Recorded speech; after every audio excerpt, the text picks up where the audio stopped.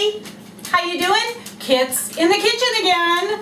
Here we go, making my version of Choco D. Thanks to Heavy Dobby's recipe, Wild Wyoming's recipe, the Bestie's recipe.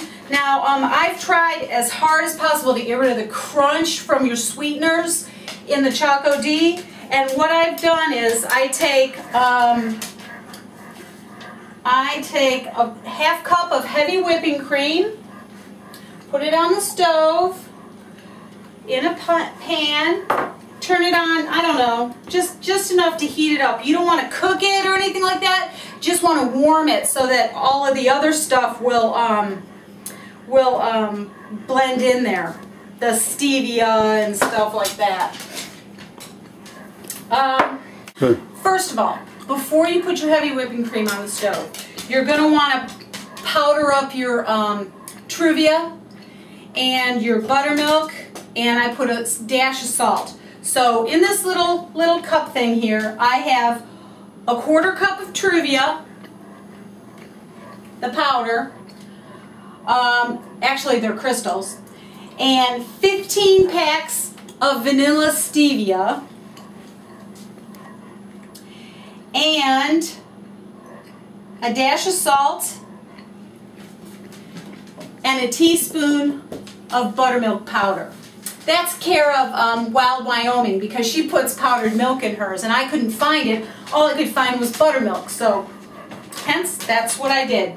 Okay, so you're going to put it all, I put it in my coffee grinder. You can put it in your magic bullet if you want, and you're going to just blend the heck out of it. So you're just going to, and it's going to become like powdered sugar. See it blending up like powdered sugar? The more you blend it, the less crunchy your Choco D is going to be. And we'll stop for a minute so you don't have to watch this whole. Okay, it's running. Yeah. See how powdery that is? It's just like powdered sugar. So you're going to put that in with your heavy whipping cream. And I've got this little paintbrush that I use to get it all out with. Just a little tip. Makes it a lot easier for cleaning too. Same with the top. Okay, then we're going to put it on the stove. Just enough, like I said, to warm it up so that you can, so that it all will become, it almost becomes like a frosting. It's really weird. I'll bring it over, honey, once it's, I'll bring it over. No, because the stove is dirty. Just so that it all sort of dissolves. And the more you dissolve it here, no jiggling of the fat, but the more you dissolve it here, the less crunchy. Because that's the problem I've always had, is that it gets so crunchy. And once the heavy cream is warm, it seems to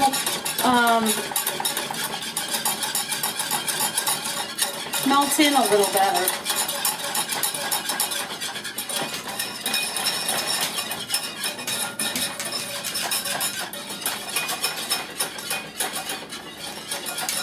Smells good.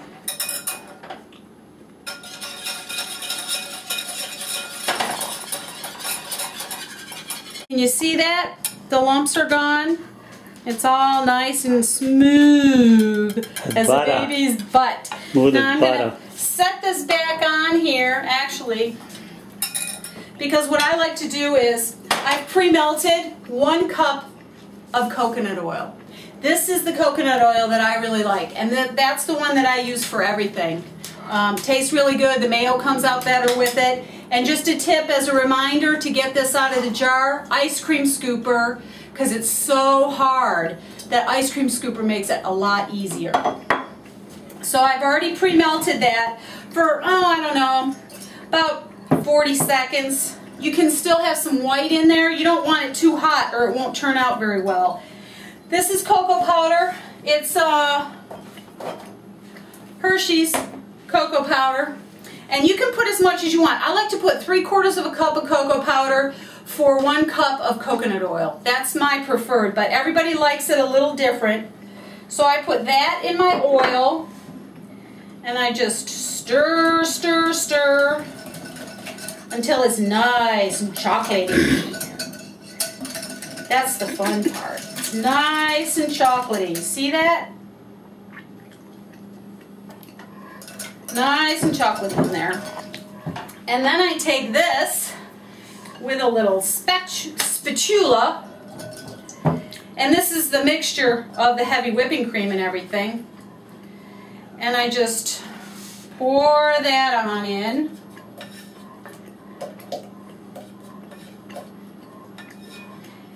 And it's okay if it's warm. I don't like to let it cool too much because then it gets that yucky skin on the top. But it tastes good, you know, and by the time you divide it up into a bunch of pieces, you're not really getting that much, you're definitely not getting more than your daily allowance of milk, so that's what mine looks like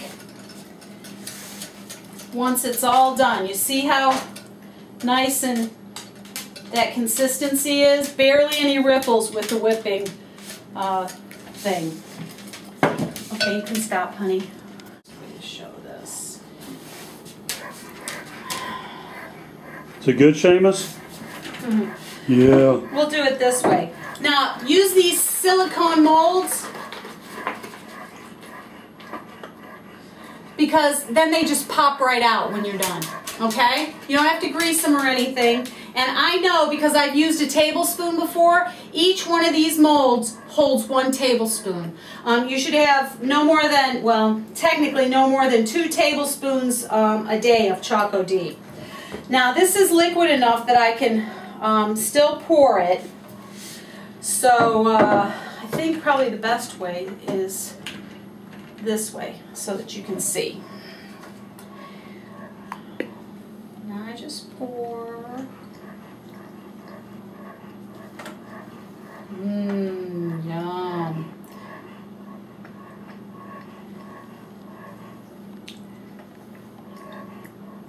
And you'll see if you watch my vlog today with Georgia Peach, she's had trouble getting her recipe right. So I brought some with me, and she did like it. Now I'm sure for any of you who are lactose intolerant, you could dissolve your powders in almond milk. Try that, see how that works. I don't like to use much soy, so I suppose you could use soy milk. Or coconut milk. I saw I think it was Callie's Southern Diva has been using coconut milk.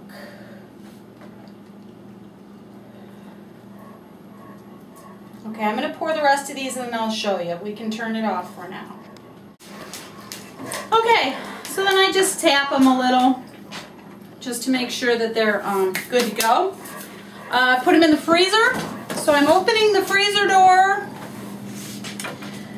and I'm carrying them over to the freezer and I am putting them in the freezer for probably, I don't know, 10 or 15 minutes. And I'll be back with the finished product. Hey losers, time to pull out the Choco D. Let's see what we got. Okay, napkins down, Choco D. Can you hear that? It's done. All right, so all I do, flip it over, and then I just peel it out. Just like that. Quick and easy.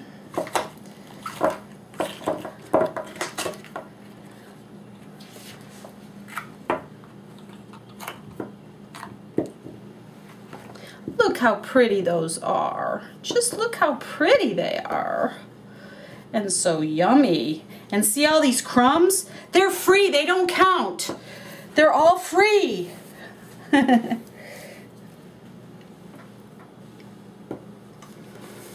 One more. OMG. F-G. Is it good, honey? That's good. Good. You can figure out the F yourself. That's good. Good. Ah, there's some. As Frank's Red Hot says, that's some good. Bleep. Man down! Man down! 2-second rule! Get it, honey! Man down! Brush it off! See? It's got a flower pattern. Want to see a neat trick?